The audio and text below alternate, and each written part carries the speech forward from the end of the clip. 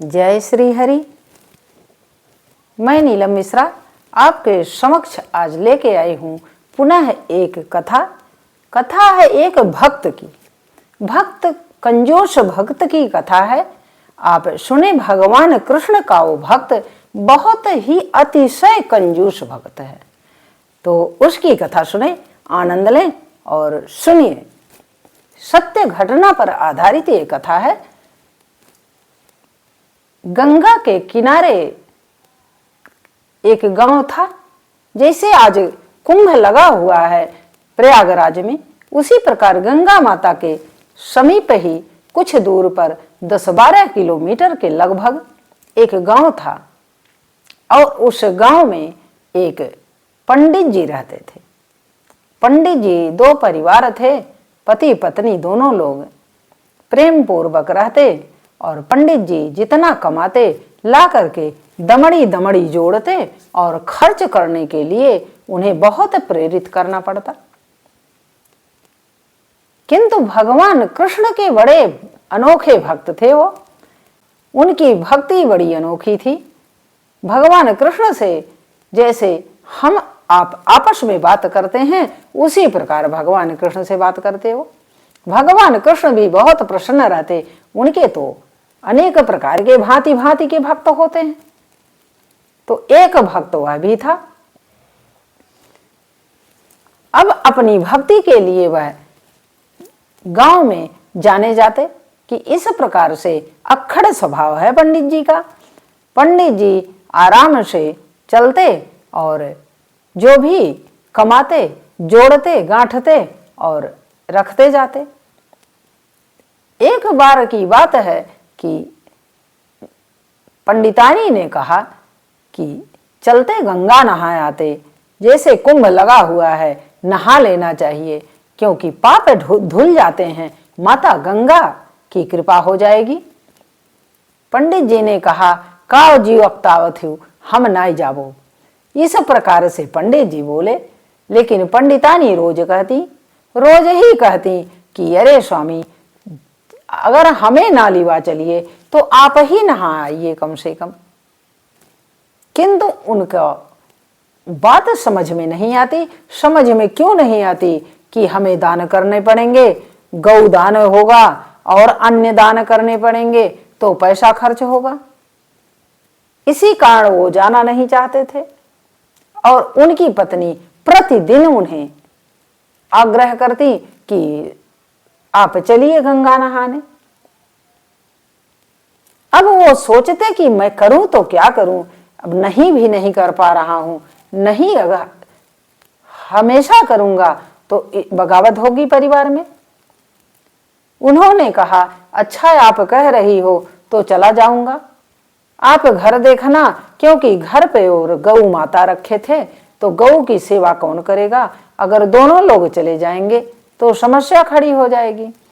इसी कारण इसी गौ माता का बहाना लेकर के उन्होंने कहा कि आप गौ माता को देखना, मैं जाऊंगा नहा आऊंगा। अब पंडितानी को बड़ी प्रसन्नता हुई।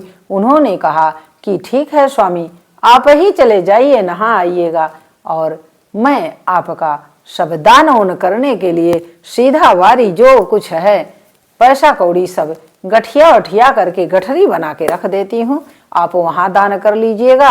और सब बताने लगी कहाँ कहाँ दर्शन कर लीजिएगा, गंगा माता को इतना पैसा चढ़ा दीजिएगा, इतना बड़े हनुमान के यहाँ चढ़ा दीजिएगा। सारी प्रक्रिया उन्होंने समझाया पंडित जी को रात में। तो पंडित जी ने कहा कि घबराओ नहीं, 2-4 दिनों के अंदर मैं जाऊंगा, जरूर जाऊंगा, और तुम भी चलना। इस पर तो प्रसन्न हो जाती हैं और सब व्यवस्था करने लगती हैं। किंतु इनके गले के नीचे उतर नहीं रही थी बात, इसलिए कि पंडित जी तो एक दमड़ी खर्च करने वाले नहीं थे। बहुत कंजूस, अतिशय कंजूस। अब जब रात में पुनः पंडितानी ने कहा कि कब जाओगे आप, उन्होंने कहा ठीक है अब मैं जाऊंगा, आप बिल्कुल चिंता न करो, मुझे जाना ही जाना है। भगवान कृष्ण भी सुनते और कहते कि वाह रे भक्त, तेरी महिमा भी हमसे निराली है। अब इनका भक्त पंडित जी जो थे, उन्होंने सोचा कि अगर मैं बता करके जाऊंगा तो पैसे लेकर जाना पड़ेगा ज़्यादा, और सारी वस्तुएं दे देंगी हमारी श्रीमती जी। श्रीमती जी जब सारी वस्तुएं दे देंगी तो मैं क्या करूंगा? सब दान में चला जाएगा, घर पे कुछ बचेगा ही नहीं। इसी डर से पंडित जी क्या किए कि 3 ही बजे रात में उठ गए और पैदल चल दिए, एक सिक्का मात्र लेकर गए। उन्होंने सोचा कि अगर नहीं होगा, बहुत होगा तो यही एक सिक्का दान कर दूंगा, नहीं तो अगर बच गया तो इसको भी नहीं करूंगा। यह सोचकर वह एक सिक्का लेकर जाते हैं और कुछ नहीं ले जाते हैं, न सीधा ले जाते हैं, न आटा, न चावल, न दाल, न कुछ कि अन्न का दान कर लूंगा, गऊ दान कर लूंगा, कुछ भी नहीं। उन्हें कुछ नहीं करना था, क्योंकि उन्होंने विचार कर लिया था कि मुझे तो कुछ नहीं करना है। अब वो चुपके से निकल जाते हैं, पत्नी को भी नहीं बताते। अब पत्नी जब सुबह होता है तो सोचती हैं ये गए कहाँ, ढूंढने लगती हैं। ढूंढने पर पता ही नहीं चलता कहाँ गए पंडित जी। अब इन्हें तो आशंका होती है कि हो सकता हो चले गए हों, लेकिन गठरी तो ले ही नहीं गए। ये गठरी तो पड़ी हुई है, तो कैसे ये जाएंगे? बिना पैसे के कोई साधन नहीं मिलने वाला, और पैसा रहेगा तभी गंगा माता तक पहुंचना होगा। किंतु अब गंगा माता के थोड़े ही दूर पर था, उन्होंने पैदल ही रास्ता तय किया और पैदल दोपहर तक जा करके पहुंच जाते हैं। और पहुंचते हैं तो क्या देखते हैं कि कुंभ का भीड़ लगा हुआ है, और उस भीड़ को देख करके उन्हें तो पसीने आने लगते हैं कि वहां पंडा लोग लगे हुए हैं और सब दान करवा रहे हैं। किसी से कहते गऊ दान कर लो, किसी से कुछ कहते, किसी से बैतरणी कर लो, किसी से अन्न दान कर लो, किसी से वस्त्र दान कर लो, सब फरमाइश चलती रहती, और द्रव्य दान कर लो। यह सब देख करके तो इनको चिंता हुई कि मैं तो कुछ लाया नहीं, मेरा क्या दान होगा, और ये लोग घेर के कुछ न कुछ हमसे परेशान हमको करेंगे। इसलिए उन्होंने सोचा अब बिना नहाए तो जाऊंगा नहीं, क्योंकि पत्नी से झूठ बोलना पड़ेगा तो भगवान हमारा नाराज हो जाएगा। इसलिए अपने प्रभु को तो नाराज नहीं करूंगा, मैं नहा के ही जाऊंगा। किंतु देखता हूं कहीं ऐसा घाट हो जहां पर कोई ना हो, वहां मैं चुपके से नहा लूंगा और कुछ देना भी नहीं पड़ेगा और निकल लूंगा। इस प्रकार भक्त जो होते हैं, ऐसे भी चोर भक्त होते हैं कि जो भगवान से भी चोरी करने के लिए तैयार हो जाते हैं। अब ये इधर उधर पंडित जी देखते हैं, किंतु इन्हें कोई जगह नहीं मिलती जहां पर भीड़ न हो, क्योंकि गंगा माता में तो सभी स्नान करना चाहते हैं। पाप नाशिनी जो है माता, उनकी दया बहुत अपरंपार है। अब जब ये कहीं जगह नहीं पाते, कहीं भीड़ से वो शांति नहीं पाते, हर जगह दौड़ दौड़ के परेशान हो जाते हैं। उन्हें चिंता हो जाती है कि अब मैं इस सिक्का को तो देऊंगा नहीं, सिक्का नहीं दूंगा, देखूंगा कैसे कैसे व्यवस्था क्या होती है।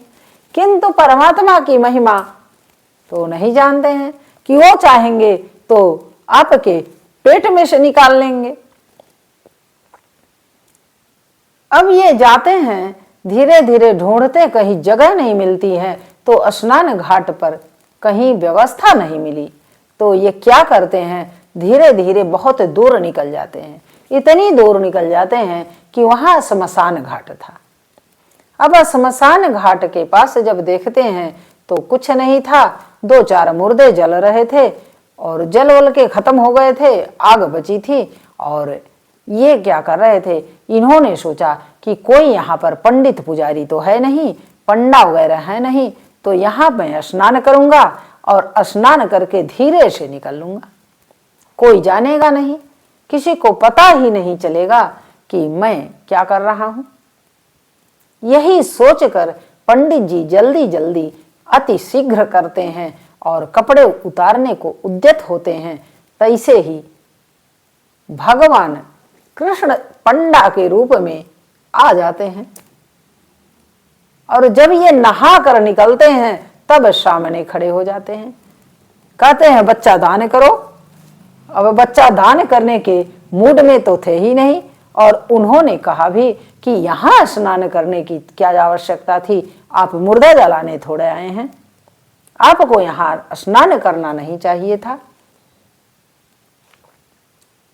और कहा अगर कर ही लिए हो तो इसका कर तो देना पड़ेगा भाई, बिना दिए जाओगे नहीं, इसलिए मुझे आप दो, कुछ द्रव्य तो देना पड़ेगा आपको, क्योंकि दान किए बिना आपका स्नान नहीं हो सकता। यहाँ का मैं पुजारी हूँ, यहाँ के का व्यवस्था मैं संभालता हूँ, इसलिए आप कुछ दान करके जाइए। अब पंडित जी तो हैरान हो गए। उन्होंने सोचा कि अब क्या करूं मैं, किस प्रकार इनसे पिंड छुड़ाऊं। पंडित जी ने कहा देखो भैया, हमारे पास रुपया है नहीं, रुपया नहीं है, पैसा नहीं है, मैं क्या दूं आपको। एक सिक्का है मेरे पास और वह रास्ते में मैं क्या खाऊंगा क्या पीऊंगा वही मेरा, रहने दीजिए, मत लीजिए आप। किंतु भगवान कृष्ण भी तो अनोखे ही थे अपने भक्त के तरीके से। उन्होंने कहा कि नहीं, तुम्हें देना ही पड़ेगा, तुम दे दो, और बिना दिए तो यहाँ से कोई जाता नहीं है। अगर नहीं दोगे तो तुम्हारा स्नान पूर्ण नहीं होगा और माता गंगा पाप नाशिनी तुम्हारे पापों को नहीं हरेंगी।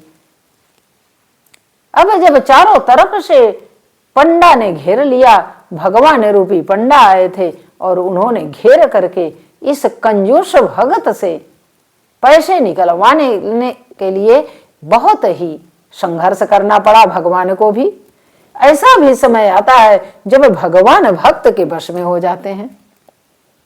महिमा निराली है उनकी, अगर वो चाहते हैं तो उसी प्रकार वो भक्तों से अटखेली भी करते हैं। अब उन्होंने उस पंडित जी को तरह तरह से समझाना शुरू किया और समझाते समझाते इस बात पर आ गए कि चलिए मैं दे देता हूं, किंतु उधार के तौर पे मैं दूंगा। तो पंडित जी ने कहा कि उधार लेना हो तो ले सकते हो, नहीं तो मैं दूंगा नहीं, चाहे गंगा माता मुझे पाप दें अथवा पुण्य दें, मुझे इसका फर्क नहीं पड़ता। अब इस पर आ गए उनके कंजूस पंडित जी। तब भगवान कृष्ण ने कहा, पंडा के रूप में जो थे, उन्होंने कहा कि चलिए ठीक है पंडित जी, आप दे दो पैसा, पैसा देकर जाइए और मैं आपका उधार चुकता कर दूंगा। अगर आप उधार मानते हैं तो उधार मैं चुका दूंगा आपका, किंतु आज तो देकर जाना पड़ेगा, यहां आपने स्नान किया है।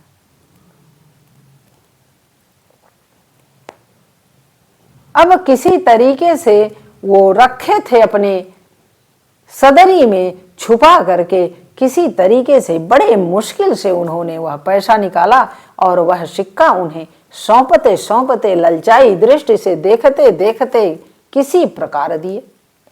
भगवान कृष्ण ने कहा, वाह रे कंजूस भगत, तेरी जय जयकार हो।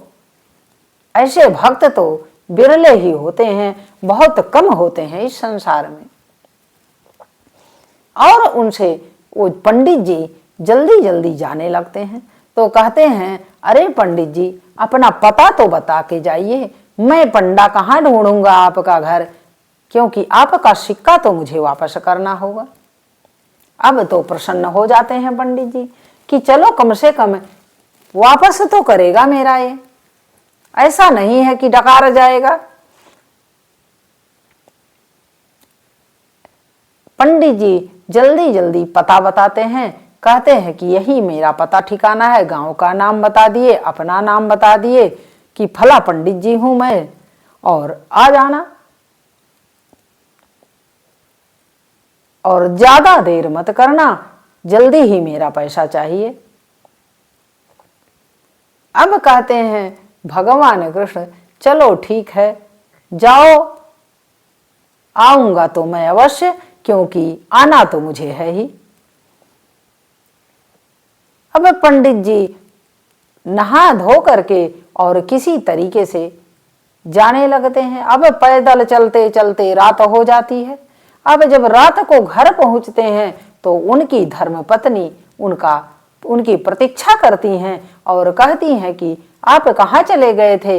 इस प्रकार आपको बिना बताए नहीं जाना चाहिए था। क्यों आपने ऐसा कार्य किया?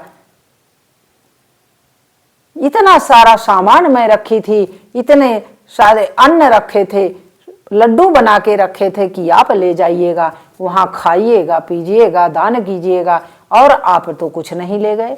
ना द्रव्य दान किया, ना अन्न दान किया, ना गौ दान किया, तो आप नहा कर क्या आए? अब लगी क्लास लेने। अब पंडित जी को तो बोलती बंद। पंडित जी क्या कह रहे हैं कि मैं तो भूल गया प्रिय, क्या करूं? मैं सोचा कि हड़बड़ी में चला जाता हूं, सुबह सुबह में पहुंच जाऊंगा और स्नान करके चला आऊंगा।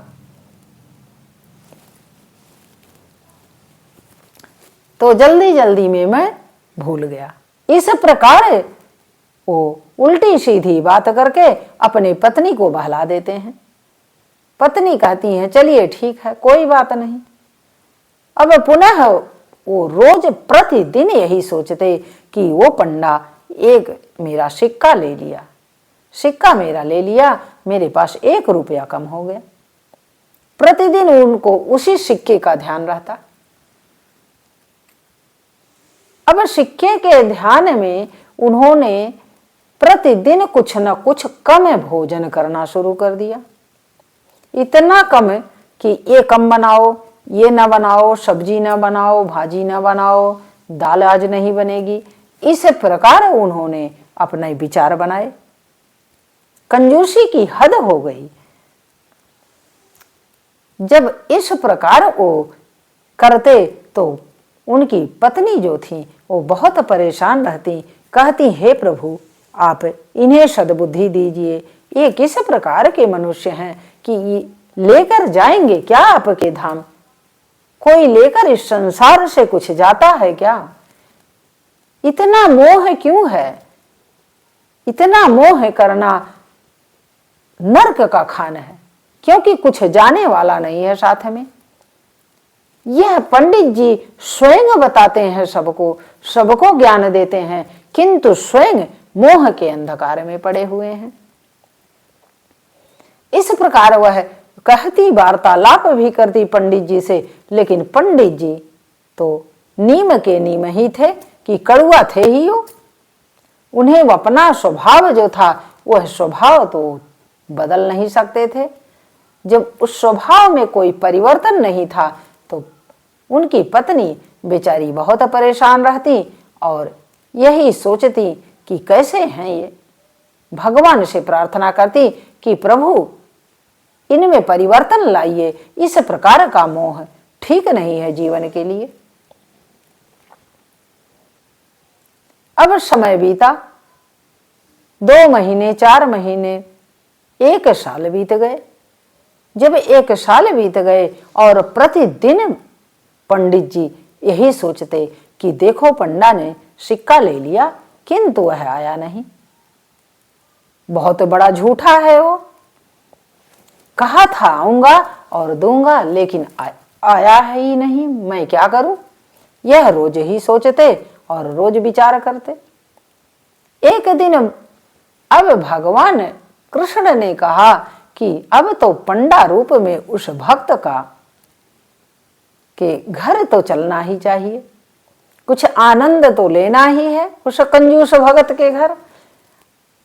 उसके उपरांत भगवान कृष्ण एक पीतांबरधारी तो थे ही, उन्होंने एक पंडित का वेश बनाया और तिलक वगैरह लगा करके और चल दिए, झोली झंडी टांगे। अब जब झोली झंडी टांग करके इनके घर आते हैं तो घर जब आते हैं तो इनकी पत्नी दरवाजे पर मिल जाती हैं, पूछते हैं कि ये पंडित जी का घर है? बताती हैं, वो कहती हाँ मेरे पति का ही नाम है जो आपने बताया। तो पंडा कहते हैं कि ठीक है, उनसे मैं मिलना चाहता हूँ और उनसे कुछ कार्य था मेरा। जब और गंगा स्नान जब गए थे पंडित जी, तो वहीं मैं मिला था, वहीं से मैं आया हूँ और इसीलिए जरूरी था आना। कुछ बकाया है, लेना है उनसे। अब जब इस प्रकार वो सुनते हैं अंदर से पंडित जी, तो उनका तो और सांस अटक जाती है। वो कहते हैं कि अभी तो एक सिक्का लेकर डकारा है और कह रहा है कि अभी और दान लेना है। अब तो मैं दान दूंगा नहीं कुछ, चाहे जो हो जाए, मुझे कुछ नहीं देना है। अपनी पत्नी से कहते हैं जा करके कह दो कि घर पे नहीं है और आएंगे अभी। अब भगवान रूपी पंडा कहाँ डोलने वाले। उन्होंने कहा ठीक है, अगर गए हैं तो घर तो आना ही है शाम तक, मैं यहीं बैठता हूँ, कोई बात नहीं। अरे पंडित जी हैं, उनकी प्रतीक्षा मैं कर लूँगा, कोई फर्क नहीं पड़ता। अब वहीं पर बैठ जाते हैं भगवान और भजन कीर्तन चलता है। अपना भजन कीर्तन करते हैं और 2-4 लोग और पड़ोस के जुट जाते हैं और बढ़िया वातावरण बन जाता है भगवत भक्ति की। अब भगवत चर्चा जहाँ हो, जहाँ सत्संग हो, वहाँ तो स्वर्ग वैसे ही हो जाता है। इधर ये पंडित जी को इनकी पत्नी अंदर जा करके कोसती हैं, कहती हैं क्या नाटक फैलाए हो और आपको तो बाहर निकलना चाहिए, ये क्या कर रहे हैं आप? अभी शाम को हम क्या जवाब देंगे? अब शाम को उनकी पत्नी से कहते हैं अपनी पत्नी से कि जाओ कह दो पंडित जी बहुत बीमार हैं, उठने लायक नहीं है। अब वो जा करके शाम को कहती हैं कि वो तो उठ नहीं पाएंगे, उनकी तबीयत बहुत ज़्यादा खराब है, इतनी खराब है कि वो बोल नहीं पा रहे हैं, आप जाइए। अब पंडा ने जब सुना, भगवान रूपी पंडा ने, उन्होंने कहा अरे ऐसी बात क्यों करती हैं देवी, आपके पति की तबीयत खराब है, वह अस्वस्थ हैं और मैं उनका मित्र हूँ, पंडा हूँ, मुझे तो उनका साथ देना चाहिए। मैं कैसे उन्हें छोड़कर जा सकता हूँ? ऐसी अवस्था में मैं छोड़ के कदापि नहीं जाऊंगा। मैं उनकी सेवा करूंगा, उनकी शुश्रूषा करूंगा और उनका साथ दूंगा। जब वह ठीक पूर्ण रूप से हो जाएंगे, स्वस्थ हो जाएंगे, तब मैं जाऊंगा। जब इस प्रकार वो कहते हैं भगवान कृष्ण, तो इनके तो पंडित जी के तो और हालत बिगड़ जाती है। वो कहते हैं कि अब क्या होगा, अब मैं कहाँ से दूंगा पैसा, मेरे समझ में नहीं आ रहा है, अब मैं तो दूंगा नहीं चाहे जो हो जाए। पंडितानी कहती है कि अरे प्रभु दे दो, इतना सारे धन दौलत बटोरे हो, क्या करेंगे आप रख के, कुछ तो दान कर दीजिए, आए हैं तो दे दीजिए और वो भी अपना लेकर के चले जाएं, आपको पुण्य मिल जाएगा, हमें भी पुण्य मिल जाएगा। किंतु वो कहते हैं कि एक दमड़ी नहीं देना है किसी भी कीमत पर, और ना एक चावल का दाना देना है। दान पुण्य कुछ नहीं करना है, बड़ी मेहनत से मैं कमाता हूँ, कोई वैसे मुझे नहीं देता है, मैं बहुत संघर्ष करता हूँ, तब हमें मिलता है।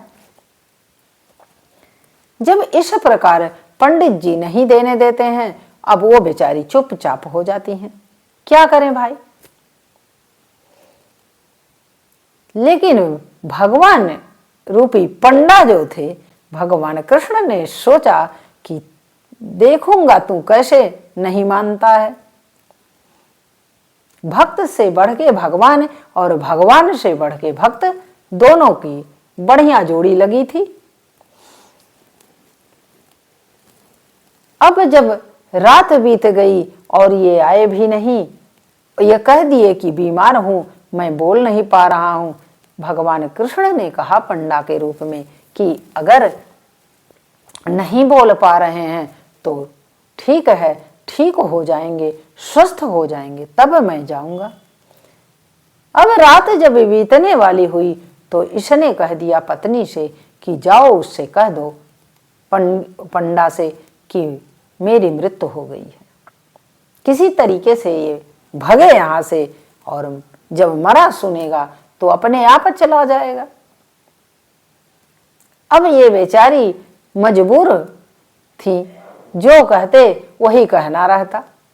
जा करके कहती हैं पंडा से कि आप जाइए, उनकी तो मृत्यु हो गई, और वो रोने गाने लगती हैं।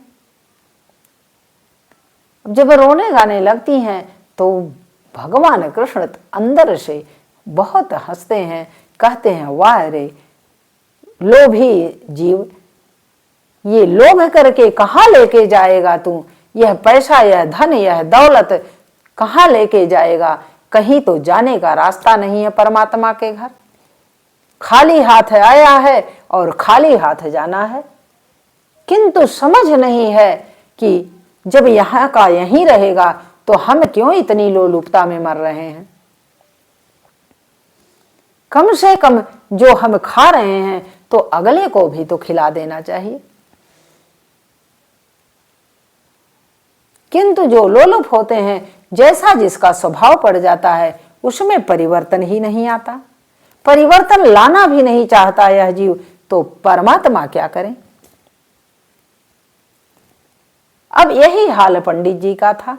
पंडित जी जब ये हो गया कि पंडित जी की तो मृत्यु हो गई और उनकी पत्नी रोने गाने लगती हैं, अब पूरा गांव जुट जाता है कि पंडित जी मर गए, पंडित जी मर गए। अब इस प्रकार जब कौतूहल हुआ, सब लोग आकर के गांव वाले तैयारी करने लगे, क्योंकि उनके अगल बगल वाले जो थे, उनके हितैषी थे, उनके सगे संबंधी थे, सभी आ गए। अब इनको जब उस सैया पर सुला करके ले जाने लगे, तब भी पंडा जी कहे हम जाएंगे नहीं, अब इनका अंतिम संस्कार करवा के ही जाएंगे। अब इन्हें पत्नी को तो बड़ी चिंता हुई कि क्या नाटक करे हैं। धीरे से वो कान में कहती जा करके रोने के बहाने कि काहे नाटक फैलाए हो, अरे जब तुम्हें जला देंगे तब तुम मानोगे। किंतु वो कहते नहीं, मैं नहीं देने वाला, कुछ भी नहीं दूंगा, चाहे जो हो जाए, चाहे सूर्य पूर्व से पश्चिम में उदय हो जाए, किंतु मैं अपना एक कौड़ी दूंगा नहीं किसी भी कीमत पर। अब जब इस प्रकार की बात होती है तो अब भगवान तो अंतर्यामी, वो तो सब जान रहे हैं कि आप क्या कह रहे हैं, हम क्या कह रहे हैं, आपके अंदर क्या भाव भंगिमा है, हमारे अंदर क्या भाव भंगिमा है। यह सब सोच करके सुन करके पंडित जी की बात को तो भगवान बड़े मुस्कुराते हैं और तैयारी हो जाती है मृत्यु यात्रा की।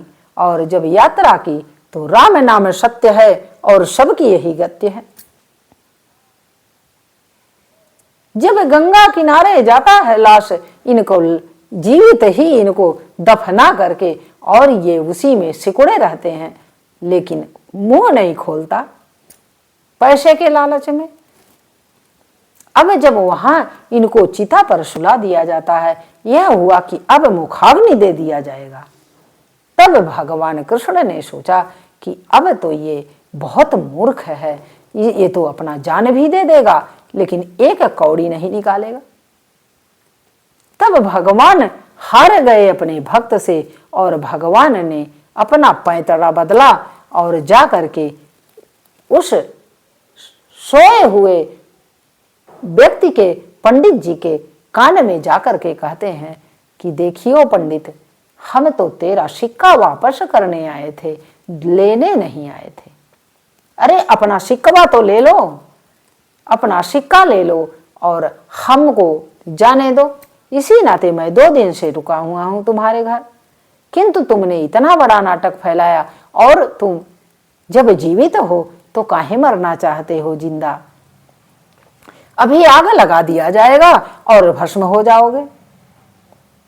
जब पंडित जी सुनते हैं कि पंडा तो सिक्का देने मेरा आया है, वापस करने आया है मेरा पैसा, और वो चिता की लकड़ी के भीतर से उठकर बैठ जाते हैं, और उठकर बैठ जाते हैं तो भगवान पंडा के रूप में जो होते हैं अपनी झोली से सिक्का निकाल कर उन्हें देते हैं और प्रणाम करते हैं। कहते हैं कि हे ऐसे भक्तों को मैं प्रणाम करता हूं कि ऐसे भी हमारे भक्त हैं जो कि माया के दलदल में फंसते जा रहे हैं। माया से मुक्त हो जाओ, अब से सोचो, अब से समझो, क्योंकि यह माया हमें नरक में धकेलती है, हमें कुछ सत्कार्य नहीं करने देती है, जिस लायक हम हैं वो भी करने के लिए मनाही हो जाती है, क्योंकि हमारे विचार कलुषित हो जाते हैं मोह में। तो अपने इस कलुषित विचार को हमें त्यागना होगा, आपको त्यागना होगा, तभी भगवान की प्राप्ति हो सकती है। अन्यथा हम यहीं आएंगे, यहीं जाएंगे 84 लाख में, और कोई उसका ना समाधान है ना उपाय है। तो पंडित जी अपना वह सिक्का लेकर के अपने घर चले आते हैं, और पूरा गांव हंसता है, पूरे सगे संबंधी हंसते हैं कि इतने बड़े कंजूस कहीं देखा नहीं हमने।